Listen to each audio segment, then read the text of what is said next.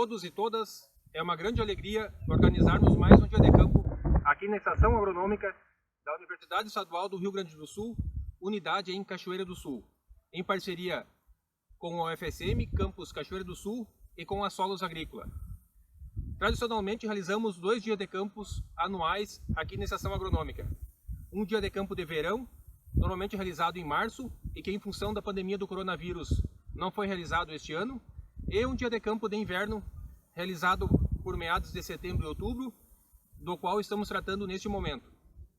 E que também, em função da pandemia do coronavírus, nesta edição será realizado em um formato diferente. Será em formato virtual, onde então pretendemos divulgar alguns dos projetos que estão sendo desenvolvidos aqui na Estação Agronômica. Dentre eles, trataremos sobre a cultura da canola, sobre a cultura do trigo, sobre a cultura da cevada e sobre diferentes plantas de cobertura cultivadas de forma isolada ou em mix. Fiquem conosco e nos acompanhem nesse dia de campo virtual da Estação Agronômica da nossa UERGS. Olá a todos, em nome da Solos Agrícola, estamos aqui na Estação Agronômica da UERGS, com a qual celebramos um termo de cooperação técnica com o objetivo de promover atividades de pesquisa e extensão. A Solos acredita em um futuro melhor através da educação e capacitação profissional. Atividades como esse dia de campo que contribuem para a qualificação do estudante e do público em geral. A Solos sente-se orgulhosa em fazer parte deste projeto.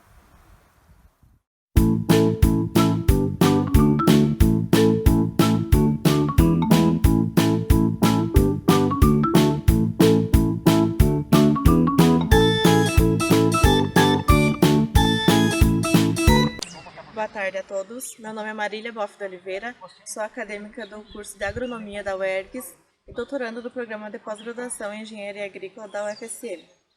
Bom, estamos aqui hoje na Estação Agronômica da UERGS e eu vou falar um pouquinho sobre o meu projeto intitulado Épocas de cultivo de híbridos de canola, obtenção de óleo, proteína e açúcares fermentescíveis. Bom, meu trabalho tem por objetivo o cultivo de diferentes híbridos de canola em 3 épocas distintas de semeadura, obtenção de óleo, proteína e açúcares fermentescíveis destinado à produção de etanol de segunda geração. Bom, este é o 2º ano de cultivo aqui na área experimental. O experimento foi implantado em 3 épocas de semeadura, sendo a primeira época de semeadura na 2ª quinzena de maio, a 2ª época de semeadura na 1ª quinzena de junho e a 3ª época de semeadura na 2ª quinzena de junho. Foi utilizado os híbridos Aiola 575 e Aiola 433, qual foi implantado a um espaçamento de plantas de 34 centímetros, mantendo a densidade populacional de 440 mil plantas por hectare. Então foi realizada uma adubação de base de 250 kg de NPK e adubação nitrogenada de cobertura de 120 kg de nitrogênio. Então, já foi feita algumas análises, do cultivo da safra anterior, Então, temos alguns resultados parciais. Então, o híbrido 575 apresentou maior aporte de biomassa, enquanto o híbrido 433 apresentou maior produtividade por hectare. A gente pode perceber que as plantas ainda encontram-se, algumas ainda em florescimento, outras já finalizando o seu florescimento e entrando em estágio de maturação. E vamos aguardar então os resultados desta safra. Obrigada.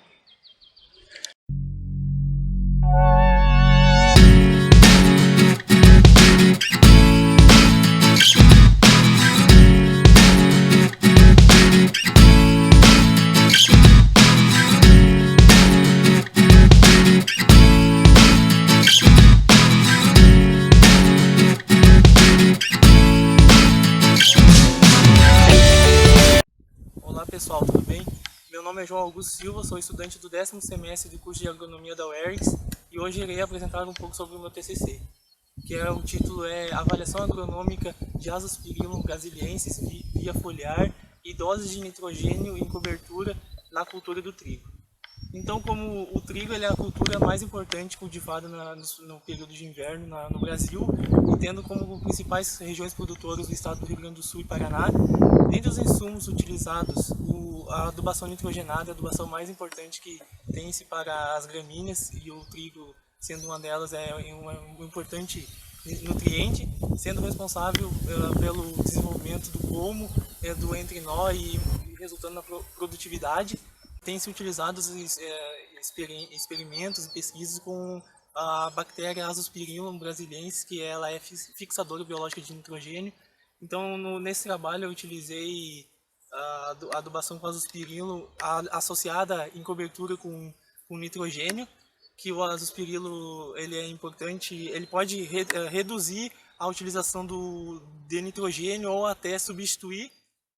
Então, os tratamentos são aliados em 6 cultivares diferentes, com 9 tratamentos, aliado com e sem adubação nitrogenada e também com Azospirillum e nitrogênio juntamente. Aqui com 6 cultivares diferentes, sendo a Quartzo, Audaz, Inova, Celebra, Toruque, Sossego.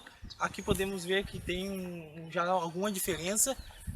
Depois, no final do ciclo, iremos avaliar número de grãos por espiga, produtividade, número de planta por metro linear, número de massa de 1000 grãos. Agradeço a oportunidade de estar realizando um experimento aqui na Estação Agronômica da UERGS e obrigado pela atenção.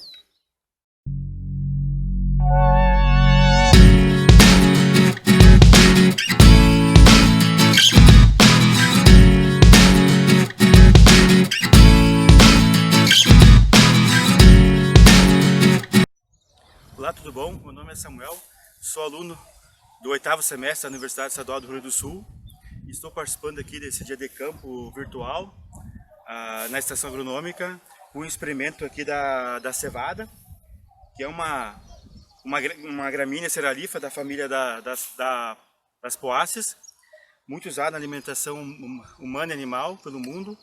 Ela basicamente é produzida no sul do país, onde as condições favoráveis ao cultivo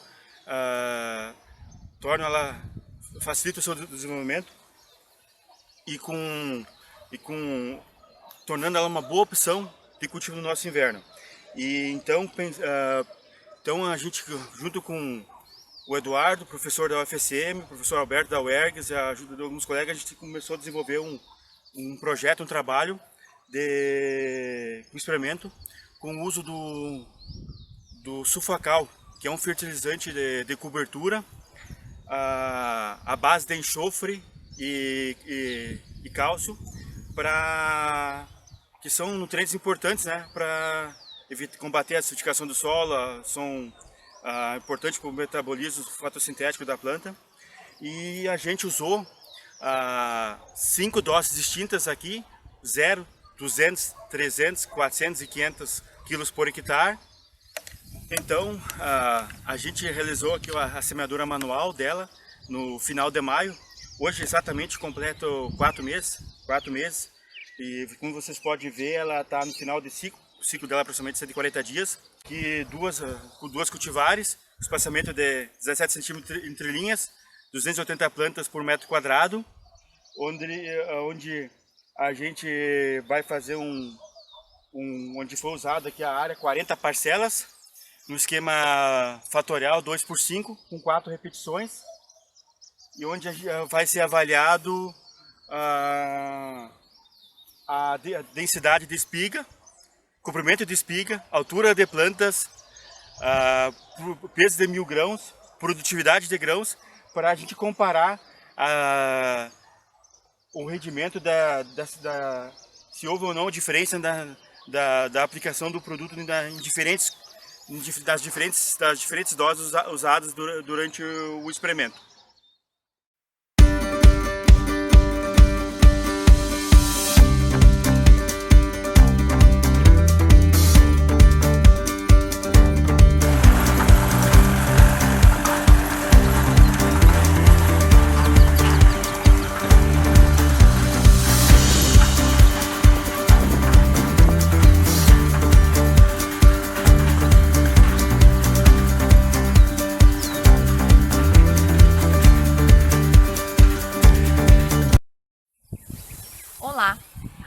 nome é Marta, eu sou professora da UERGS e tenho desenvolvido alguns trabalhos aqui na área da estação agronômica, visando principalmente a parte de recuperação e melhoria da qualidade estrutural do solo.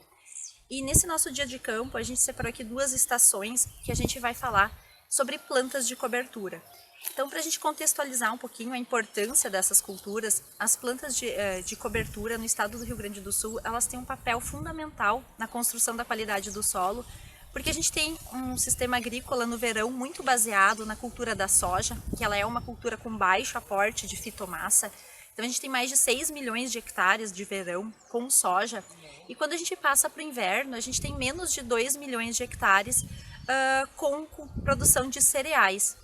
E o restante dessa área acaba ficando em um pousio vegetado, né, com azevém espontâneo, que tem uma baixa capacidade de produção de fitomassa, e isso acaba comprometendo a qualidade do solo, né, a qualidade do nosso sistema plantio direto para a cultura de grãos. Então a gente vai trabalhar dentro dessas 2 estações, falar um pouquinho de momentos estratégicos para a gente inserir plantas de cobertura dentro do nosso sistema produtivo. Eu vou passar a palavra agora para a Jennifer, que ela vai apresentar o trabalho de pesquisa que ela vem desenvolvendo aqui então com as plantas de cobertura. Olá, o meu nome é Jennifer, eu sou aluna da agronomia na UERGS em Cachoeira do Sul e eu estou no 8º semestre. Eu vou falar um pouquinho sobre o meu trabalho de conclusão de curso, que é as plantas de cobertura visando o alto rendimento na cultura da soja. Então, o objetivo desse trabalho é analisar as plantas de coberturas consorciadas e solteiras com relação à química do solo, ao controle de plantas espontâneas e à produtividade da soja em sucessão. Então aqui eu tenho 8 tratamentos, 2 deles são consórcios, 5 deles são as plantas solteiras e um deles é a testemunha, que é o mais utilizado aqui na região, que seria a aveia preta e o azevém. Então o primeiro mix é esse com centeio, aveia ucraniana, cornichão e nabo forrageiro. Eu tentei aliar as diferentes famílias para que a gente traga maior qualidade, mais características para esse sistema. Então o diferencial desse outro mix é a ervilhaca e a aveia moreninha, que no outro mix a gente tinha a aveia ucraniana e o cornichão. E aqui então eu trouxe uma diferente leguminosa e a aveia também, que é a aveia preta moreninha. Um dos meus cultivos solteiros é o centeio, onde ele é uma cultura bastante interessante pela questão de permanência da palhada no solo. Ele fica bem mais permanente do que, por exemplo, as aveias. Outro tratamento solteiro é o nabo, onde que ele é bastante interessante pela questão que ele cicla rapidamente os nutrientes, mas a permanência dele no solo depois ele manejado é muito pequena, então seria mais interessante a gente utilizar ele em consórcio, consorciado com uma gramínea, que, por exemplo, vai ficar por mais tempo no solo. Então aqui a gente tem a aveia preta moreninha, que ela é bastante interessante para questão de residual no solo depois que ela é manejada.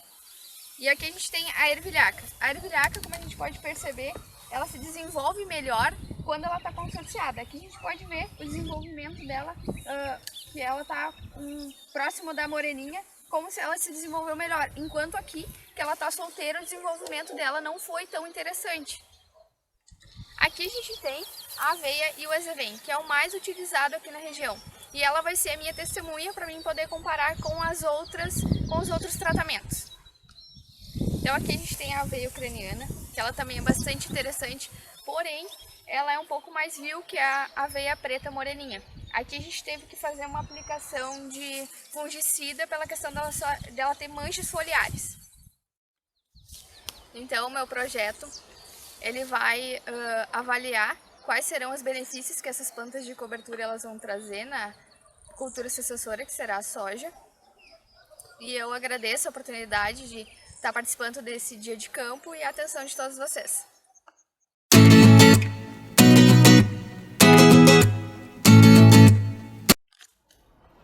Olá a todos, meu nome é José Ismael, eu sou estudante de agronomia do 10º semestre e eu estou aqui para apresentar um pouco sobre a rochagem nas culturas de inverno com o uso de azospirilo. Então, a rochagem é fundamental para aumentar a qualidade do solo, tanto de forma biológica como de forma química, porque se conseguem transmitir os minerais da rocha para o solo de uma forma lenta que condiz com o processo de formação do solo. As culturas de inverno são fundamentais para o campo, pois nós temos aqui a aveia, o centeio e o azevém, que são plantas mais rústicas e elas são de suma importância para a pecuária no estado do Rio Grande do Sul. E também um pouco sobre o azospirilo, que é uma forma de inoculação que vai permitir que as plantas produzam nitrogênio de forma eficaz, não em si as plantas, mas a bactéria azospirilo. Então, um pouquinho falando sobre o meu trabalho, um trabalho conduzido com adição de pós de rochas. Aqui nós temos na primeira parte a aplicação de basalto, granito, dolomítico e uma mistura desses 3 pós de rochas, e no último uma testemunha que não há utilização de pó de rocha. E aqui nós temos as culturas, como eu falei antes, a aveia, o centeio e o azevém, que se estendem até o final. Nelas foi adicionado o azospirilo em uma parte, em outra parte não. Os blocos eles têm 3,5 metros por 6 de comprimento. Então, o que se buscou avaliar? Se busca avaliar a produtividade dessas culturas, a massa verde, que elas vão produzir através com o uso de azospirilo e com o pó de rocha. Isso será avaliado nesse ano, a partir do próximo mês. Então, um pouquinho dos resultados que nós já tivemos ao longo da condução desse experimento, que já vinha de um tempo atrás, só que com outras culturas, e principalmente no verão. Nós fizemos uma análise química de toda a área nos diferentes pós de rochas. Nós notamos que quando a adição dos pó de rocha aumenta significativamente o teor de micronutrientes presentes no solo, além de aumentar a produtividade no milho que nós tivemos na safra passada. Então, agora nós vamos buscar novos dados nesse ano que possam comprovar nessas culturas aqui presentes.